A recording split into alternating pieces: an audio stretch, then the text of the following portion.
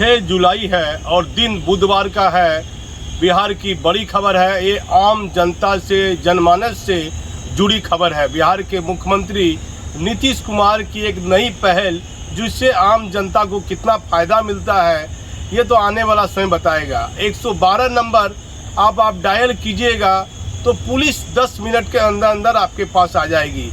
किसी प्रकार की परिस्थिति हो, एक्सीडेंट हुआ हो या कोई छेड़छाड़ वाली घटना घट रही है या और कोई वारदात वाली बात सामने आ रही है तो आप 112 नंबर डायल कीजिएगा तो सड़कों पर 112 नंबर लिखी हुई गाड़ी पुलिस सड़क पर दिन भर घूमती हुई दिखेगी। शहरी क्षेत्र में जैसे ही आप फ़ोन कीजिएगा तो 112 नंबर की डायल वाली पुलिस गाड़ी आपके पास पहुंच जाएगी और आपकी सहायता वह करेगी। बिहार के मुख्यमंत्री नीतीश कुमार ने इसका उद्घाटन आज पटना में किया है और बिहार के डीजीपी एसके सिंघल और अपर मुख्य सचिव जो है होम विभाग के चैतन्य प्रसाद जी ने जो बातें कही हैं उसका पूरा वीडियो देखिएगा।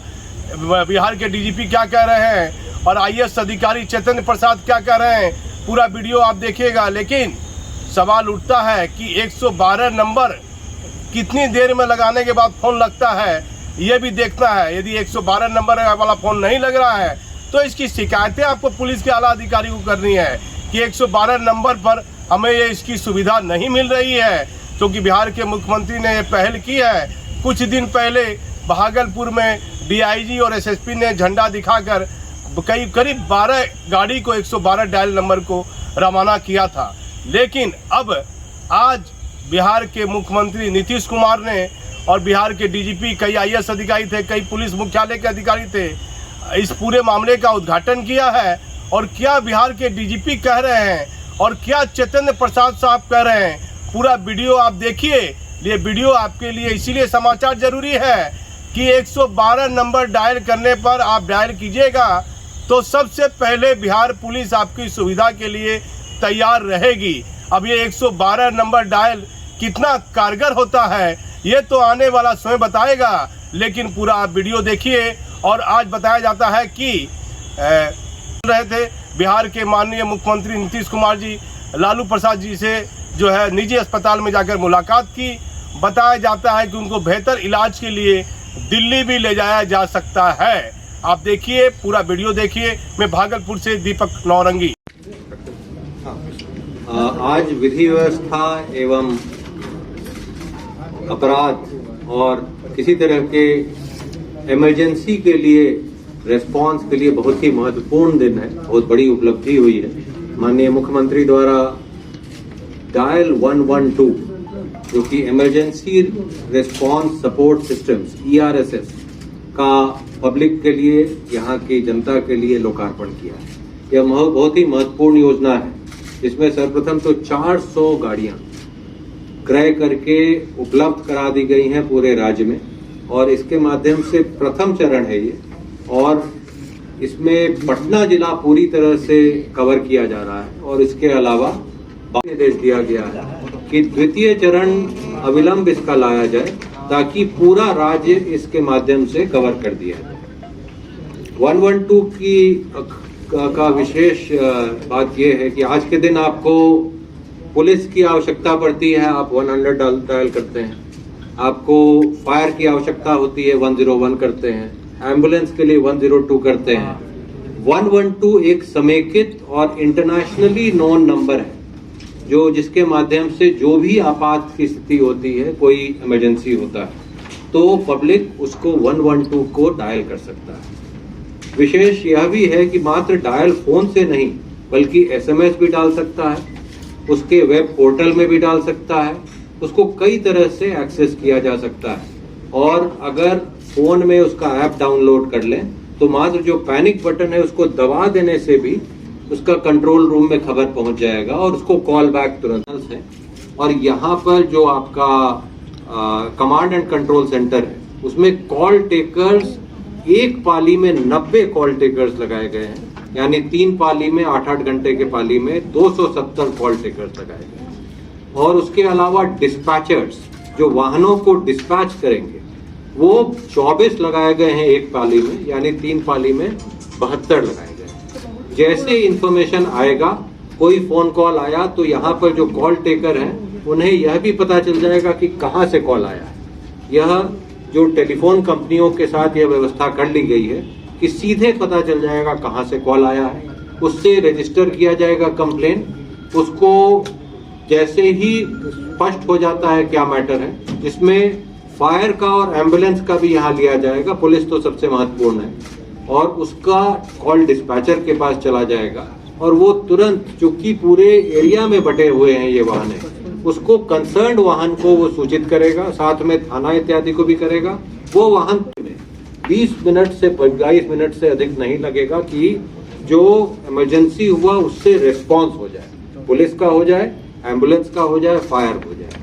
तो यह पूरी कल्पना बहुत बड़ी है और बहुत आज माननीय मुख्यमंत्री द्वारा बताया गया है कि इसके लिए जो व्यवस्थाएं हैं उसके लिए मैन पावर चाहिए, उसके लिए वाहन चाहिए, उसका पूरा द्वितीय चरण भी साथ में लाया जाए और अविलंब लाया जाए ताकि पूरे राज्य में इसे लागू किया जा सके। मैं इतना पर रुकूंगा और मैं अनुरोध करूंगा आईजी हेडक्वार्टर से जो इसमें बताएंगे आपको इसकी और डिटेल चाहूंगा कि ये जो व्यवस्था है इस व्यवस्था को और हायर लेवल पर ले जाने के लिए कुछ समय और लगेगा। उसके लिए जमीन का आवंटन हुआ है और जमीन के आवंटन के साथ साथ उसमें शिफ्ट होगा, उसमें तो कई साल लगेंगे। लेकिन अभी जो ये व्यवस्था बनाई गई है, ये व्यवस्था यहाँ के नागरिकों के लिए बहुत ही महत्वपूर्ण और बहुत ही अच्छी व्यवस्था जो है वो बनाई गई है। और इसके अंदर जो प्रशासन की जो रीच होनी चाहिए सिटीजन्स की रिक्वायरमेंट्स पर, सिटीजन्स की एक्सपेक्टेशंस पर, उस रीच को पूरा करने के लिए ये बहुत ही महत्वपूर्ण कदम जो है वो सरकार के द्वारा लिया गया है। और माननीय मुख्यमंत्री जी ने आज बिल्कुल स्पष्ट डायरेक्शंस दिए हैं कि इसका जो फेज 2 है उसको जितना जल्दी हो सके लेके जाएं, क्योंकि लोगों की जो उम्मीदें हैं, उनके एक्सपेक्टेशन, उनकी जो दिक्कतें हैं और उन दिक्कतों को कैसे दूर करना है, कैसे उनकी एक्सपेक्टेशन को पूरा करना है, उस पर पीछे है अभी भी इस मामले में। कब तक पूरा माना जाए, कब तक पूरा पूर्ण रूप से पूरा बिहार में चालू हो जाएगा? देखिए, मैंने आपको बता दिया कि आज बहुत स्पेसिफिक जो है निर्देश मिले हैं फेज 2 के लिए। फेज 1 तो हमने लागू पूरा कर दिया है, पूरा मैन पावर, गाड़ियां, कंट्रोल रूम जो सेंट्रल है वो, जिलों के कंट्रोल रूम और सब ट्रेन मैन पावर लगा दी है। और फेज 2 में हम लोग बहुत जल्दी से काम करेंगे और कोशिश करेंगे कि इस साल का अंत होते होते वो पूरी तरह बिहार में लागू। क्या टाइमिंग ड्यूरेशन रखे गए हैं और गाड़ियां? मैं आपको वही कह रहा हूँ कि आज से इस पर अलग से काम करना शुरू करना पड़ेगा, क्योंकि कुल जो गाड़ियों की संख्या है वो 1200 प्लस है और 1500 प्लस जो है वो मोटरसाइकिल्स भी हैं और मैन पावर जो है वो 30,000 प्लस मैन पावर भी इसमें जो है उसकी अरेंजमेंट भी करनी है। तो कुल मिला जुला करके जो व्यवस्थाएं हैं, जितना भी हमने काम कर लिया है, उसको जो द्वितीय चरण है उसको बहुत तेजी से काम पे लग के और इस साल के अंत होने से पहले हर हालत में पूरे बिहार में हम लोग लागू। और सवाल है सर, एक ही बारे में पूरे प्रोजेक्ट के लिए हो चुका।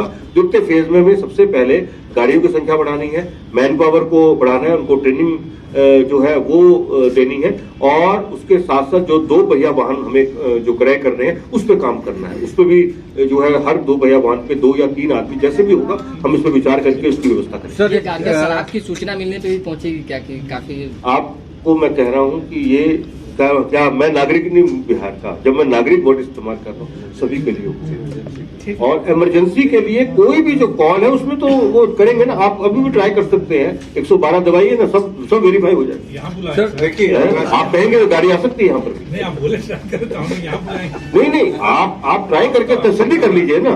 देखिए, पुलिस की अन्य व्यवस्था भी चलती रही, ये नहीं कि पूरी अच्छा, मैं सवाल आपको समझ नहीं पाया, मुझे दोबारा से बोल दीजिए एक बार सवाल। मेरा कहना है कि कोई व्यक्ति अगर शराब मामले में सूचना देता है, पुलिस को 112 पे कॉल करता है, तो क्या इसमें गाड़ी वहाँ पहुँचेगी शराब पकड़ने? नहीं, मैं आपको बता रहा हूँ। देखिए, जो इमरजेंसी जो रिक्वायरमेंट्स है उसके लिए ये व्यवस्था है, लेकिन क्योंकि हमने एकीकृत कंट्रोल रूम्स खोल रखे हैं, इसलिए कोई भी व्यक्ति अगर कोई अन्य जानकारी देना चाहता है या अन्य समस्या बता रहे हैं, जैसे फायर से जुड़ी है, हेल्थ से जुड़ी है, मतलब मेडिकल से जुड़ी हुई है, प्रोविजन से जुड़ी हुई है, तो इमीडिएटली हमारे जो कंट्रोल रूम में उपलब्ध लोग हैं वो कंसर्न को कॉल को इमीडिएटली वहां पर खबर करके और जो उनका तंत्र जो ऑलरेडी चल रहा है वो तंत्र ऑपरेशन में आ जाएगा और वो काम करेगा। जो सूचना है वो डायरेक्टली उस तंत्र को भी दी जा सकती है और हमारे कंट्रोल रूम के माध्यम से 112 के माध्यम से भी उनको दी जा सकती है। सर इससे बिल्कुल बिल्कुल बिल्कुल इन सब लोगों को विशेष ट्रेनिंग दी गई है और इनकी ट्रेनिंग लगातार जो है अभी भी चल रही है, क्योंकि उद्देश्य क्या है? उद्देश्य ये है कि जो प्रथम रिस्पांस है उस समय जो विक्टिम है वो ट्रॉमा में होता है, तो उससे बहुत सहानुभूति पूर्वक बात करना, उसकी समस्या को समझना, उसकी मनस्थिति को समझना और उसके बाद जो उसकी उम्मीदें हैं उसको उसी कम से कम समय में पूरा करना, उसके लिए इन सब लोगों को बहुत स्ट्रांग ट्रेनिंग दी गई और आगे भी ट्रेनिंग। एक गाड़ी में सर कितने पुलिसकर्मी होंगे? मैं बता रहा हूं, अभी जो व्यवस्था है वो ये है कि ड्राइवर के अलावा एक पदाधिकारी और 2 अन्य जवान होंगे और उसके अंदर और भी गाड़ी में अरेंजमेंट है, फर्स्ट एड बॉक्स है, कैरी करने के लिए स्ट्रेचर वगैरह वो सब चीजें जो है वो और जो फोल्डेबल चेयर है, एक सीट है वो भी लगाई गई है, ताकि जो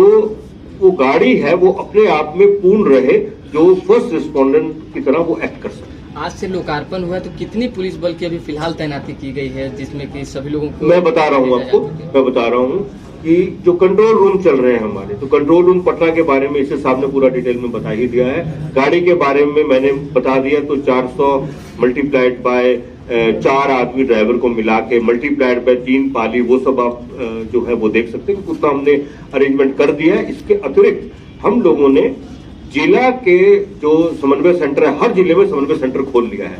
तो ये जो समन्वय सेंटर जिला के हैं, किसका नहीं वो तो मैं बता रहा हूँ ना। देखिए मैं आपको बताता हूँ, मैं आपको चीज क्लियर करता हूँ। देखिए मैं आपको उदाहरण देता हूँ उत्तर प्रदेश का, उससे आपको पिक्चर और क्लियर हो।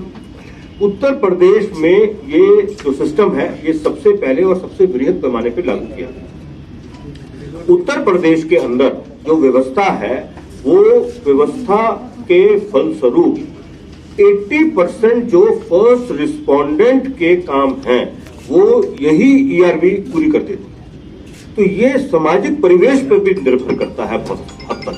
तो 80% तो वो ईआरवी व्हीकल का काम कर देती है और 20% जो काम है वह 20% काम फिर वो थाना या उससे बड़े पदाधिकारियों के लिए जाता है। तो इससे आप कुछ मैच करके देख सकते हैं कि बिहार की जो व्यवस्था है मोटा मोटा वो भी इसी तरह से कुछ चलेगी। हम लोग कोशिश करेंगे कि ईआरवी जो है वो अधिक से अधिक इफेक्टिव हो और उसके बाद हमारे थाना, सर्कल, सब डिवीजन ऑफिसर्स और डिस्ट्रिक्ट ऑफिसर्स को अवेलेबल रहेंगे। इस सिस्टम में एस्केलेशन का भी प्रावधान किया गया है। अगर ज्यादा सीरियस या ज्यादा ग्रेविटी का अगर कोई क्राइम है या कुछ इंसिडेंट है तो इमीडिएटली थाने को, इवन एसपी साहब तक इंफॉर्मेशन यहीं से चला जाएगा ताकि कोई भी लेवल को आवश्यकता हो कवर कर सके। और एक बस आखिरी सेंटेंस जो है वो जरूर बोलूंगा मैं।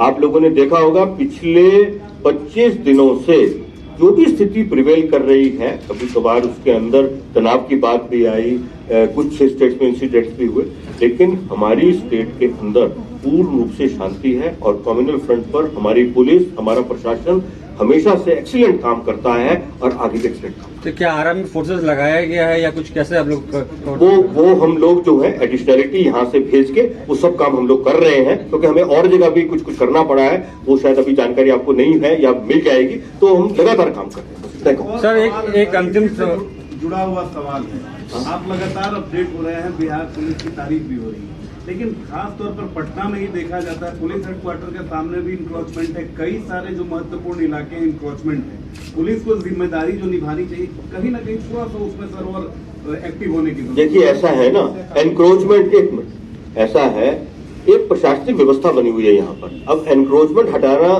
केवल पुलिस का काम नहीं है, इसके अंदर मिल बैठ करके काम होता है। जो और डिपार्टमेंट्स हैं उनके साथ कोऑर्डिनेशन चाहिए तो काम होगा।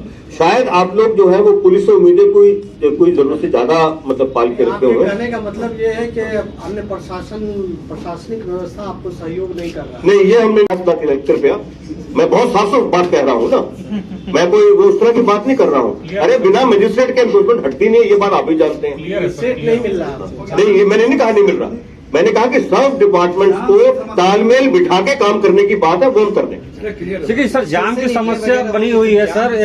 जो पुल वगैरह सर काफी बन रहा है, नीतीश सरकार सर काम कर रहे हैं, लेकिन जो पुल जो स्टेशन की ही बात ले लीजिए सर, अब तो जाम की समस्या वहाँ बनी रह रही है सर, कोई देखने वाला नहीं रहता। ऐसे में क्या कुछ सिस्टम है आपका? देखिए, मैं इसमें बस इतना ही कहूंगा, जो ट्रैफिक का अरेंजमेंट है वो हम पहले की अपेक्षा में और अच्छा हम लोगों ने किया है, लेकिन जाम की समस्या या और भी चीजें, इसमें इंफ्रास्ट्रक्चर के कुछ बॉटलनेक्स भी रहते हैं, इस पर अभी हम यहाँ चर्चा नहीं करेंगे। इसीलिए मैंने आपको दो जनरलाइज स्टेटमेंट दिया, एक कम्युनल सिचुएशन के बारे में और एक जो अन्य डिपार्टमेंट्स के साथ कोऑर्डिनेशन की जरूरत के आधार पर जो काम करने हैं उसकी बात है। अभी भी तो सब कोऑर्डिनेशन से काम हो ही रहा है, इसमें कहीं कोई कमी तो रखी नहीं गई। चलिए सर, एक अंतिम सवाल सर कि प्रमोशन रुका हुआ है सर, जिस वजह से कहीं ना कहीं पुलिस कर्मियों की कमी महसूस हो रही है। आप लोग संविदा पे बहाल करने की बात हो रही है, खबरें ये भी मिल रही हैं सर कि आपके पास आवेदन नहीं आ रहा है, क्या कहेंगे आप? नहीं, हमारे पास बहुत आवेदन आ रहे हैं, पहली बात तो मैं ये कहूंगा। दूसरा बात मैं ये भी कहूंगा कि देखो, जो लोग जो है संविदा पर आएंगे, पुलिस के अंदर इतने ज्यादा तरह के काम करने को रहते हैं कि हम सही आदमी को सही काम पे लगा दें। तो कितने से बहालियां निकाल रहे हैं, क्या कुछ है सर संविदा? अभी जो है, अभी एप्लीकेशंस कॉल फॉर की गई हैं और जो एप्लीकेशंस जो आएंगी और उसमें सरकार ने व्यवस्था भी कर दी है कि संविदा पर कैसे काम करना है, वो हम लोग काम कर देंगे, वो आपको देखने को मिल जाएगा। अभी प्रक्रिया में चल रहा है कौन गाड़ी, कितनी गाड़ी डैमेज हुई है, और वो तो रिप्लेसमेंट होगा गाड़ी का या रिपेयर होगी, दोनों काम करने होंगे। सेवानिवृत्त अग्निवीरों को क्या आपके विभाग में कहीं कोई स्थान मिलेगा? ये तो पॉलिसी इशू है ना, इसमें पुलिस डिपार्टमेंट को कुछ कहना नहीं है, ये तो पॉलिसी इशू है। आप जो है गाइडेड टूर में जाकर वहाँ पे देखेंगे भी कि जो integrated command and control centre यहाँ बनाया गया है, पूरे बिहार से कॉल यहाँ पर आएंगी। जैसे ही कॉल आएंगी तो जो कॉलर होगा उसका नाम और जो कॉलर है उसका लोकेशन भी यहाँ पर दिख जाएगा। उसके बाद जो डिस्पैचर होगा उसके पास रियल टाइम में वो दिखता रहेगा कि कहाँ से कॉल आया है और उसकी नज़दीकी ERV गाड़ियाँ कहाँ कहाँ पे हैं। तो घटना की उसकी महत्ता को देखते हुए, उसकी ग्रेविटी को देखते हुए तुरंत थाना की गाड़ी भी जा सकती है, ERV भी जाएगी और उसमें जो संबंधित DM SP है उनको भी सूचना दी जाएगी। तो ये जो आज हम लोग के जो एक प्रयास किया जा रहा है, उसका मुख्य उद्देश्य यही है कि कोई भी पब्लिक अगर कोई भी उनकी जो आपात स्थिति में जो भी सूचना देना चाहते हैं वो दे सकते हैं और उसको एकीकृत तरीके से, उसको यहाँ पर इंटीग्रेटेड तरीके से उसका निस्तारण किया जाएगा, उसका डिस्पोजल किया जाएगा। जितनी भी सूचनाएं प्राप्त होंगी उन सभी का इलेक्ट्रॉनिक यहाँ पे उसे रजिस्ट्रेशन किया जाएगा और जो भी व्यक्ति जो विक्टिम होंगे या जो कॉलर होंगे, सूचना देने के बाद यहाँ से जो हमारे सुपरवाइजर होंगे जो पटना स्थित कमांड सेंटर के, वो हर कॉलर से उनको घटना के बाद फीडबैक मिलेंगे कि आपकी ये घटना थी, उसके बाद आपके ये गाड़ी गई या थाना की गाड़ी गई, उनसे फीडबैक लिया जाएगा और हर फीडबैक को भी उसे रिकॉर्ड किया जाएगा, उसका ऑडियो ट्रेल रहेगा। जितनी भी सूचनाओं का आदान प्रदान होगा उसका डिजिटल और इलेक्ट्रॉनिक रिकॉर्ड होगा, तो ताकि देखा जाएगा कि कब सूचना आई, कब गाड़ी गई, कब उनके पास डिस्पोजल हुआ। तो ये बहुत ही अच्छा एक है, यहाँ की आम जनता के लिए एक बहुत ही अच्छा प्रयास से किया जा रहा है। धन्यवाद।